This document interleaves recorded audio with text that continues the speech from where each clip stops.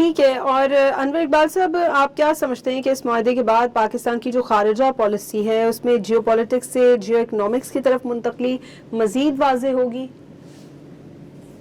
وہ تو ہمارے اقدامات سے ہوگا. اگر ہم ایسے اقدامات کریں وہ تو ہمیں کرنا پڑے گا. وہ ہمیں کرنے کا کام ہے. کسی بھی سمجھوتے یا کسی بھی امن معاہدے کے ذریعہ ہماری جو اکنامک پالیسی تو نہیں چینج ہوتی. اکنامک پالیسی تو ہم خود چینج کریں گے نا جب ہوگی، جب ہم اس طرف جائیں گے، جب ہمارے سفارت خانے جو ہیں ان میں معاشی کام پہ زیادہ زور دیا جائے گا.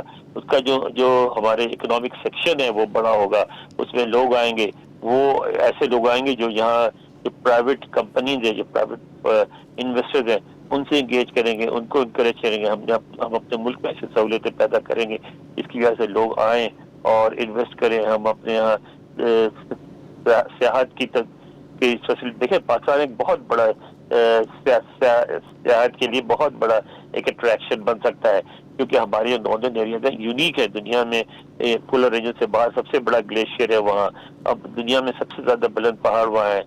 ہم ہر سال ملینز آف ڈالرز کما سکتے ہیں، لیکن اس کے لیے ہمیں وہ سہولتیں فراہم کرنی پڑے گی جو بین الاقوامی ٹورسٹ کو اٹریکٹ کرتا ہے، جو خوشحال ٹورسٹ کو اٹریکٹ کرتا ہے. خوشحال ٹورسٹ وہاں جاتا ہے جہاں اس کو 5 اسٹار فیسلٹیز ملیں، جہاں اس کو 5 اسٹار ٹرانسپورٹ ملے، جہاں سڑکیں بین الاقوامی نوعیت کی ہوں. تو وہ ہمیں وہ ساری چیزیں پرووائڈ کرنی پڑیں گی جب ہم کمپیٹ کر سکیں گے. ٹھیک ہے، اور یہ بتا دیجیے گا کیا یہ پیش رفت پاکستان کو مشرق وسطیٰ کے مستقبل کے جو سیکیورٹی فریم ورک ہے اس میں ایک اہم کھلاڑی بنا سکتی ہے؟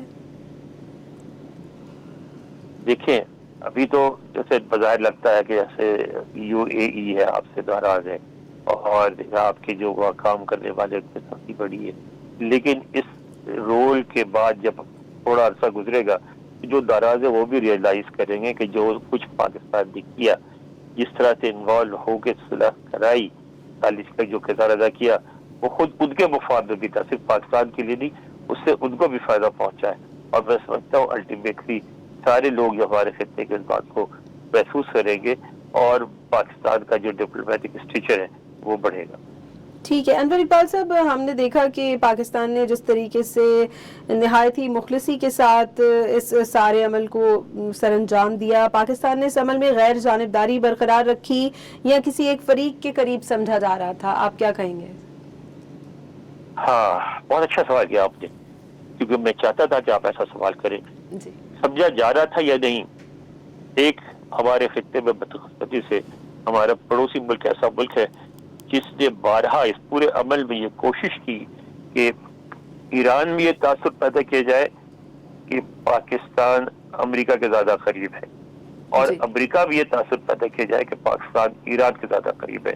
ایسی خبریں چلائی گئی کہ جس سے یہ لگتا تھا کہ جیسے پاکستان نے امریکہ کے فوجی جہاز اپنے یہاں پار کیے ہوئے ہیں، ان کو پروڈکشن پرووائڈ کرا ایران کے، اور ادھر ان کو یہ کہا گیا کہ امریکی جو ہے امریکیوں کے لیے پاکستانی وہاں جا کے جاسوسی کر رہے ہیں. حالانکہ جاسوسی کرنے میں خود ان کے ملک کے باشندے ملوث پائے گئے، جن کو گرفتار بھی کیا ایرانیوں نے، سزائیں بھی دی. تو پاکستان، خدا کا شکر ہے کہ پاکستان بہت احتیاط سے چلا. آپ نے دیکھا جب اسلام آباد میں بات چیت کا ایک دور ہوا، ایک خطر کی خبر پاکستان نے لیک نہیں ہونے دی اور جی. بہت ایفیکٹولی اس کو ٹیکل کیا. اس کی وجہ سے پاکستان پہ جو کوشش تھی ہمارے پڑوسی ملک کی کہ پاکستان کو ایران میں امریکہ نواز اور امریکہ میں ایران نواز بنا کے پیش کیا جائے، وہ ناکام ہو گئی. ٹھیک ہے انور اقبال صاحب، جو کسی نے نہیں کر دکھایا وہ پاکستان نے بالآخر کر دیا. آپ کیا سمجھتے کیا اس معاہدے کے بعد پاکستان کو نوبل امن انعام کے لیے نامزد کرنے کی باتیں حقیقت پسندانہ ہیں یا محض سیاسی بیانیہ؟ نہیں، پاکستان کو نوبل کے لیے، ملکوں کو تو نوبل انعام نہیں دیا جاتا تھا، افراد کو دیا جاتا ہے. اور اس میں تو اگر نوبل پرائز دیا بھی گیا تو اس سے بہت سارے افراد مطلب سب سے پہلا نام جو ہوگا جو خواہش مند ہے سب سے زیادہ وہ خود صدر ٹرمپ ہے. اگر اس نتیجے میں ان سے ایران کے ساتھ تعلقات نارملائز جاتے ہیں امریکہ کے، کیونکہ وہ تو 2 سال کے لیے ہیں اب صرف، تو تیسری دفعہ وہ صدر بن بھی نہیں سکتے، تو وہ چاہیں گے کہ جو بھی عمل ہو بہت تیزی سے ہو. تو اگر ایران اور امریکہ کے تعلقات بحال ہو جاتے ہیں، زیارت ہونے لگتی ہے، آنا جانا کر لیتا ہے، تعلقات بڑھ جاتے ہیں، تو میرا خیال ہے صدر ٹرمپ خود اس میں ایک کینڈیڈیٹ ہو گئے، اور اگر اس میں خواہش کا اظہار کیا کہ جوائنٹلی کوئی ایسا نام جس کو شیئر کیا جائے تو اس میں پاکستان کا نام بھی آ سکتا ہے۔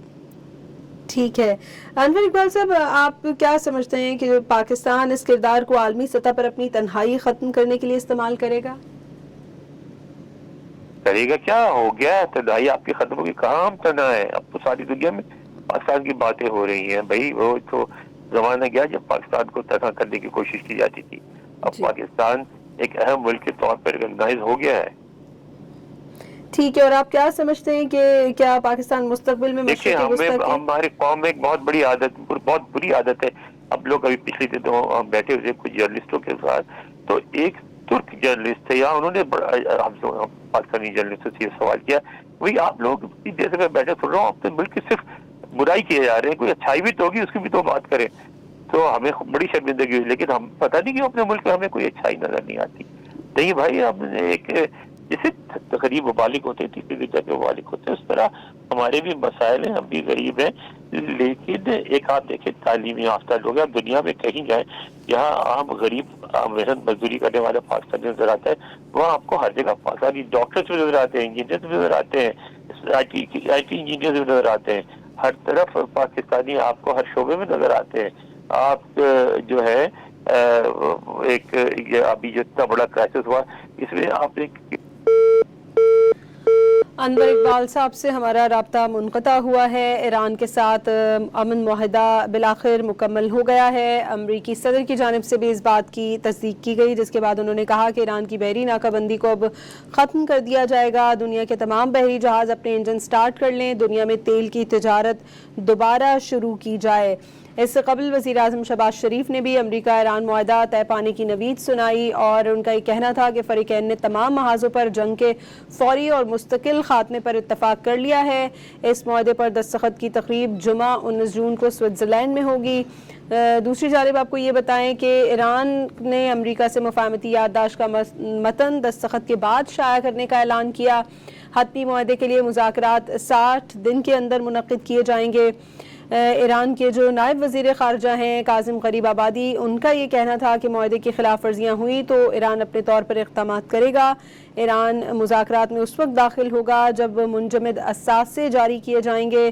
معاہدے کے تحت ذمہ داریوں کا اطلاق جمعے سے ہوگا۔ دوسری جانب نیو یارک ٹائمز جو کہ امریکی اخبار ہے، اس کی جانب سے یہ کہا گیا تھا کہ ایران نے ٹرمپ کی اپیل پر اسرائیل پر ممکنہ جوابی حملہ منسوخ کر دیا تھا۔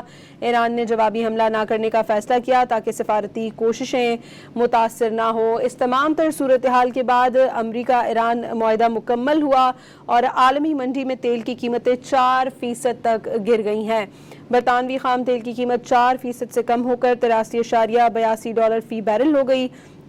امریکی خام تیل 4.5% سستا ہوا، جس کے بعد اس کی قیمت $80.95 فی بیرل ہو گئی۔